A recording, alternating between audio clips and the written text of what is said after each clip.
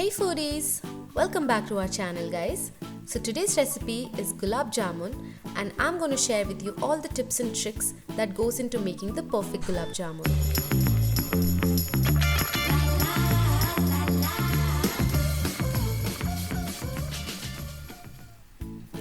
So most of us buy gulab jamun packets from the market, but still we struggle to make the perfect gulab jamun. So keep watching this video to learn how to make the perfect gulab jamun using the packets that we get in the market. So tip number 1 is to make the perfect chashni or sugar syrup. Here I've taken about 1.25 kg sugar, to which I've added about 750 ml of water, and I'm going to bring it to a boil. So your first step to making the perfect gulab jamun is how to make the consistency of this chashni. Usually we make one string consistency of the sugar syrup for most of our sweets, but for gulab jamun you need the chashni or your sugar syrup to be a little less consistent than one string consistency. That is, even before it gets into the one string consistency, you'll have to turn off the flame. Here I'm just taking out the dirt that will get in sugar normally, but you can skip this step if you want to. I'm transferring it back into the same vessel because this vessel is larger, and since we're making a larger batch of gulab jamuns, it will be better. To this now I'm adding about 3 to 4 crushed cardamom pods. I like this flavoring for our gulab jamuns. You can also add saffron if you like. As you can see, the consistency is on the thinner end, and when it comes to this extent, you need to turn off your flame and then close a lid on this so that the chashni or your sugar syrup will still stay warm. That's very important that the sugar syrup stays warm, so make sure of that. Let's mix the dough for the gulab jamuns, and here comes the tip number 2. Here I've taken about 2 packets of MTR gulab jamun powder, which I'm first sieving out. As you can see, there are a lot of lumps in this packet. To make the perfect gulab jamun, you need to first sieve it out so that the powder will be smooth. Do this and you will not get any lumps in your mixture, and it will be easy to mix and it will be easy to make the perfect gulab jamun. Now I'm going to add in water. Here comes your tip number 3. How to mix this dough.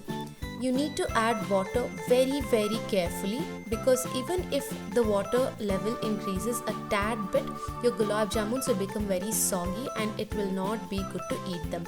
So as you can see, I've added very little water and I'm gently mixing the dough. I'm not kneading it, I'm not pressing it hard.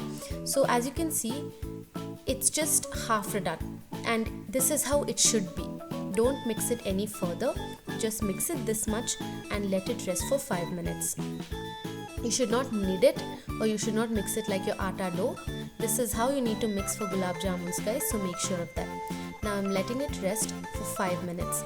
Make sure that it should be closed with a plate so that your air will not enter the gulab jamun mixture and dry it out. If they dry out, the jamuns will break. And this is your tip number 4, and you need to remember this. Once the jamun dough has rested for 5 minutes, I'm just going to meddle with it a little bit, and then I'm going to take some oil or ghee and I'm going to make small balls out of it. Here comes your tip number 5. How to make the balls so that it will not break or it will not crack. As you can see, I'm using very gentle pressure to make the balls. Common mistake while making gulab jamuns is when we use excessive force to knead these.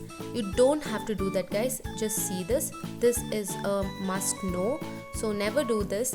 Just give gentle pressure and shape them into round balls, and then you'll notice that they won't break open or crack up. But if you give a very hard pressure, they will definitely break open, so make sure you avoid that and follow this tip guys.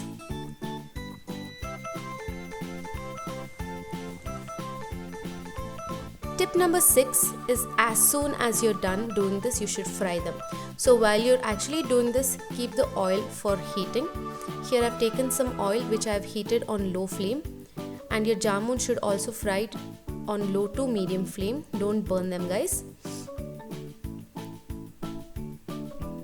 So sometimes when we are leaving the jamuns into the oil, we tend to like press on them and they lose their shape.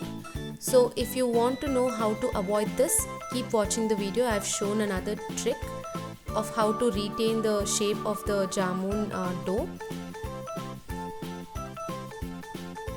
Your next tip is that you need to keep turning them around like this so that they can cook on all sides.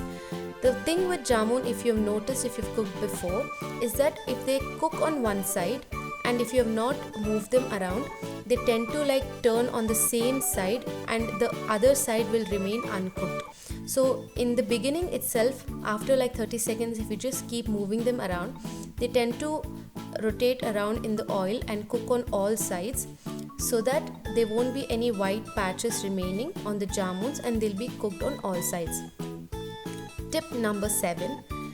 You have to dunk in these jamuns immediately into the sugar syrup.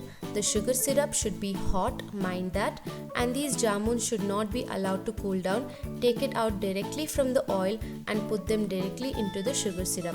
This is very important. This is when the jamuns will soak the syrup very well. So make sure you follow this. So as I mentioned earlier, this is the tip that I was talking about for you to use to retain the shape of the jamun dough. So sometimes when we use our hands to drop the doughs into the oil, we might press on them and they might lose their shape. So take a plate like a ceramic one, grease it, and then grease it with some oil or ghee, and then keep your jamun dough on that, and then you can leave it into the oil just like that. After they fry nicely, dunk them into the sugar syrup immediately, close a lid, and then let them rest for half an hour. Just move them around like this so that you don't break the ones that have already soaked nicely in the bottom, guys. Just trying to accommodate all the jamuns so that all of them can soak well.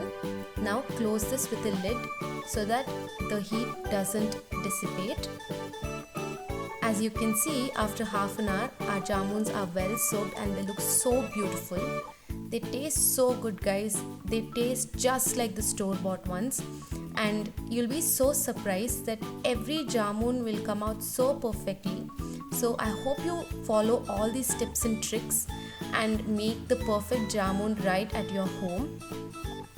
I'm just cutting open into one to show you how they've been cooked. I personally like it when I serve the jamuns cold. So if you like that too, you can just chill it in the fridge for another half an hour to 1 hour and serve it.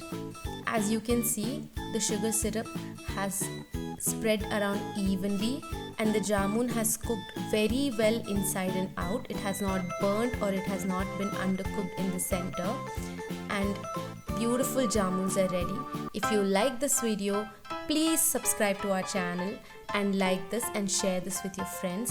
We'll be back with more videos, and thank you so much for watching our video.